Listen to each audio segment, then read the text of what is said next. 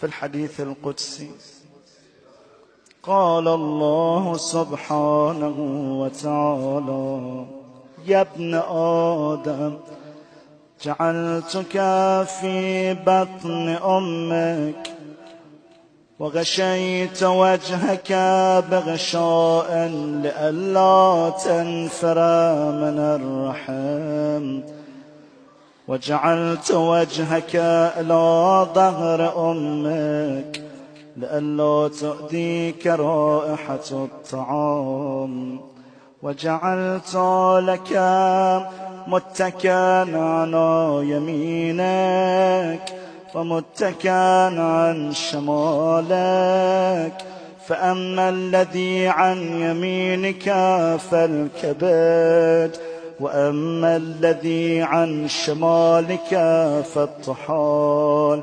وعلمتك القيام والقعود في بطن أمك، فهل يقدر على ذلك غيري؟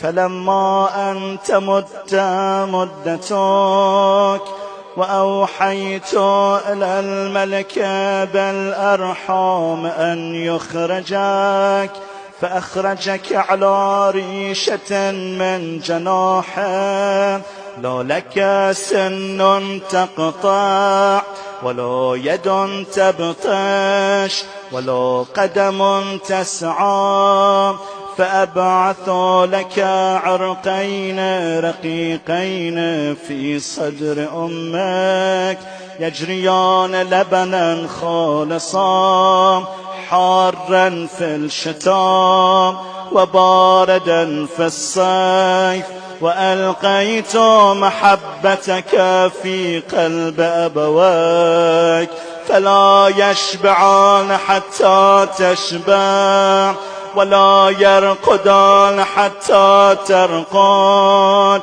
فلما قوي ظهرك واشتد أزرك برزتني بالمعاصي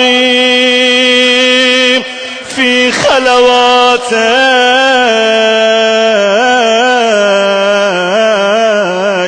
ولم تستح مني.